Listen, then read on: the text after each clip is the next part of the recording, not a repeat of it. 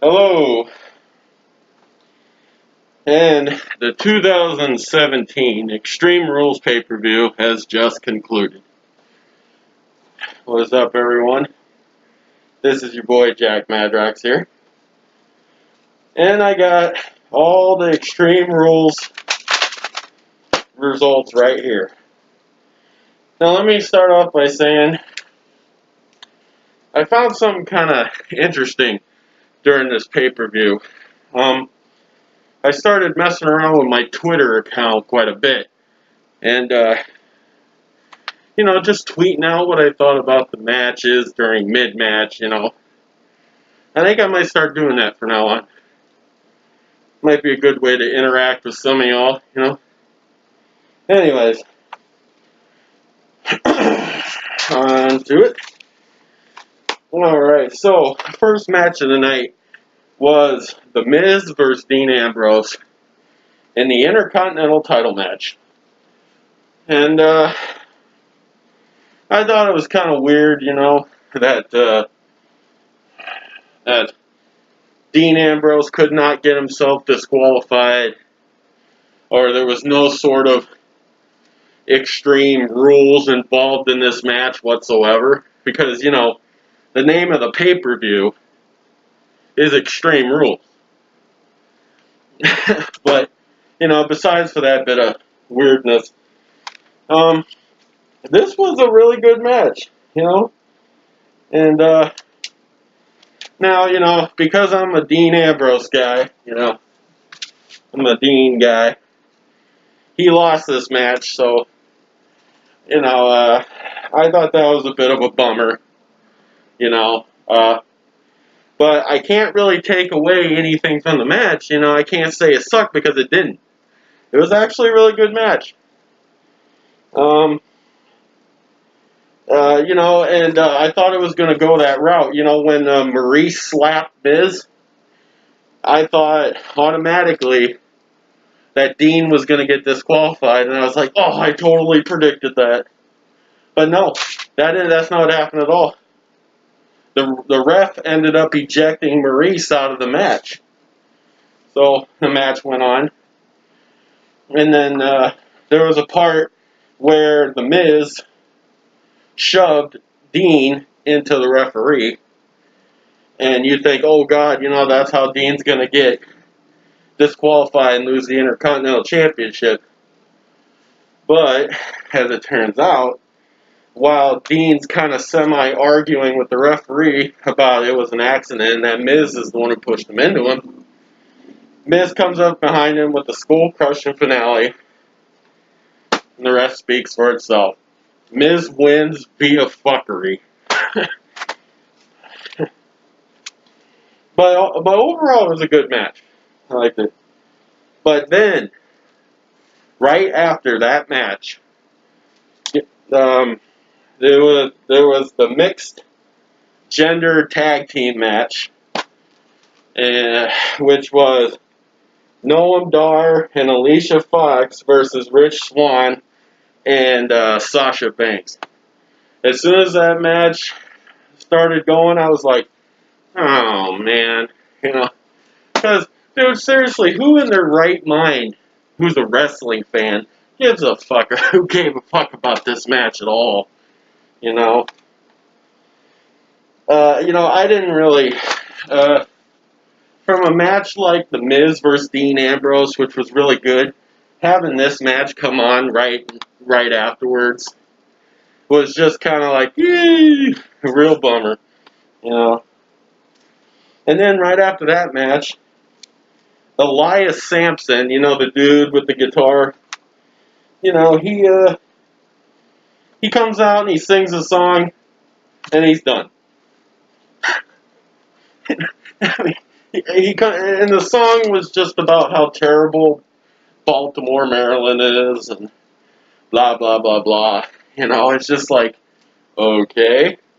I was expecting a match after he got done singing his stupid little song, but no, there was no match. And so I don't even understand what the hell that was even about. Okay. So, and then after that, we had the Raw Women's title match between Bayley and Alexa Bliss. And, you know, I was kind of surprised a little bit there. I noticed Bayley's getting some boos, you know. I was like, holy shit, people are booing Bayley. Oh shit.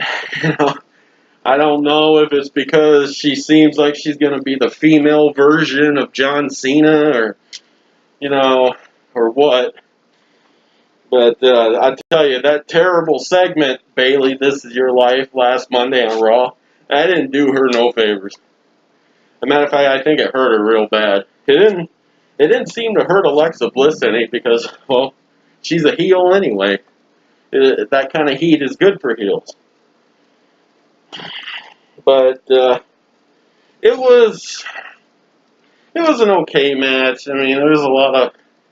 It definitely isn't anything too memorable. Bayley did not get extreme. Okay, she did have a hold of the kendo stick, but she never hit Alexa Bliss with it. Alexa Bliss just ended up whooping the shit out of Bayley with it, and Alexa Bliss won. You know, she's still the Raw Women's Champion. Okay, and the next was the Raw Tag Team Championships in a steel cage match against Sheamus and Cesaro versus the Hardy Boys. I thought the match was okay. I mean, there was definitely, it definitely had its moments, and it was decent. Especially when Jeff Hardy jumped off the top of the cage and did his little flip and knocked down Cesaro and Sheamus. It was pretty good. I liked it. Yeah, just, it kind of felt like a typical cage match, you know. But it was a decent fight, you know. I enjoyed it, mostly. Let's see. Next. Okay. And then after that, we had another cruiserweight spot on the card. For the cruiserweight title, Austin Aries versus Neville. Now, you know, these two tonight, they really gave it their all tonight. They really did. And I thought they put on a really good match. It's just, I'm not big on the cruiserweight division, like, at all. Okay, I just don't. It's just boring. I don't really care for it, you know. But these two tonight, they put on a hell of a match, and I watched all of it. And for once, it didn't put me to sleep, you know, like it usually does on Monday Night Raw. No, it didn't put me to sleep tonight. It was good. It was real good. But, you know, still, this begs the question, though. Okay, but Neville did end up making Austin Aries tap out. So, Neville is still the Cruiserweight Champion. But, one of the things I tweeted about, I said, okay, if Austin Aries can't beat Neville, then who's left to challenge Neville in the Cruiserweight division? You know, I think he's ran through just about everybody. Everybody credible, anyway. So, I don't know. I think WWE may have roped themselves into a corner on that one. I mean, who's really left? Who's really left to take on Neville at this point? I don't know. But it was a good match. Good match. Okay. And then we have the main event. The Fatal 5-Way match between Bray Wyatt, Roman Reigns, Finn Balor, Seth Rollins, and Samoa Joe. And, okay. So, I was wrong, okay? I tweeted, spoiler, Roman wins. Because, honestly, that was the only logical way WWE could have went with this. Okay. I know a lot of people were clamoring for Finn Balor to win this. But let's be honest here. Finn Balor cannot take on Brock Lesnar. He just can't. He's too damn small. You can try and play the whole Demon King shit, but it's not going to matter. I mean, how many times have they said it? That Brock Lesnar, you know, fantasy meets reality. You know, reality is going to beat it every time. It's like the same thing. Like, people were talking about, like, maybe 2 years ago when Daniel Bryan still had a chance of returning to the ring. You know, they wanted him to go up against Brock Lesnar. It's like, yeah, let's just see how many suplexes he can handle before he re-breaks that neck or his back or whatever. Yeah. No. I'm sorry. I was not rooting for Finn Balor to, but honestly, Finn Balor, he took a hell of a beating in this fucking fight. I'm not even kidding, man. Fuck. Samoa Joe and Bray Wyatt, they were teaming up on him with the fucking steel chair, and they were just fucking beating shit out of him. Roman Reigns pretty much just laid outside the ring the whole time, and so did just about everybody else. Seth Rollins had a really cool spot. You know, Bray Wyatt was across the announcer's table, and he did his frog splash off the top rope onto the announcer's table. That was badass. That was a badass moment right there, and it was awesome. Okay, so I'm just, you know, towards the end of the match, it kind of looked like I was going to be right, and Roman Reigns was going to win this match. Well, no. He didn't win. He was close, but it was Samoa Joe who ended up winning this match by coming up from behind Finn Balor and choking him out until he was unconscious. And that was it.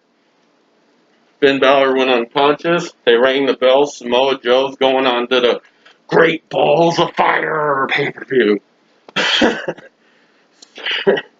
They go face Brock Lesnar for the Universal title. So, you know, I got a lot of things wrong with this. Okay, I mean, like, really, Samoa Joe wins this match? Why? The guy is just, he's barely out of NXT at this point. Are you meaning to tell me that we're going to do this again?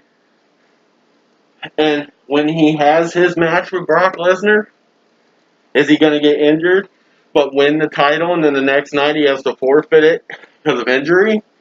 And, you know, I'm not really a fan of Samoa Joe. I'm just not. The guy looks like he's out of shape. I don't give a fuck how much you build him up like he's like this monstrous human being or whatever. I don't buy it. I don't buy it at all. I have not seen enough from this guy. Nobody has. Unless you've been watching NXT the whole damn time and you're just all, you know, you're all for him or whatever, but I'm not, you know. I don't really watch that much NXT, you know. I don't care what he did down there, you know. The fact is, he's still green as hell. He has not really had much time on the main roster. Why is he getting a title shot already? I mean, eventually, we know this is going to happen. The two only guys who have beaten Brock Lesnar have beaten The Undertaker at WrestleMania are going to fight for the Universal title. That's Brock Lesnar and Roman Reigns. Can we just get it out of the way? You know, do we really have to wait till WrestleMania 34? What, Roman's going to main event WrestleMania for the 4th year in a row? Jesus Christ. How many times? I mean, this guy has been in the main event of WrestleMania, like, for the past 3 years. The past 3 WrestleManias, he's been in the main event. And we're going to do it again. I just wish they would have done the match now. You know, because we know Roman's going to win, okay? Just get it out of the way. Just make it happen. Let's move on from it. So, I didn't understand why Roman Reigns didn't win this match. It ain't like I really wanted him to win. But, like I said in the video I made, like a few weeks ago, there's no logical other choice to fight Brock Lesnar. Bray Wyatt? Get out of here. He had a chance to fight him at the very first Roadblock pay-per-view a few years ago, and he ran. He had Luke Harper fight the fight for him. Get out of here with that Bray Wyatt shit. And then Samoa Joe, he's too green. Seth Rollins. Him and Brock Lesnar have fought before, and he just ended up getting suplexed out of the fucking arena. And Finn Balor, he's too fucking small. He couldn't take on Brock Lesnar. The only logical choice here was Roman Reigns. So, I guess this is just what's happening. I mean, let's see where it goes. Let's see what WWE does with it. And we'll watch. Okay. And that is my Extreme Rules 2017 review. Leave your comments down below. Let me know what you think. Let me know what your thoughts were. And stay spooky. And I'll see y'all later.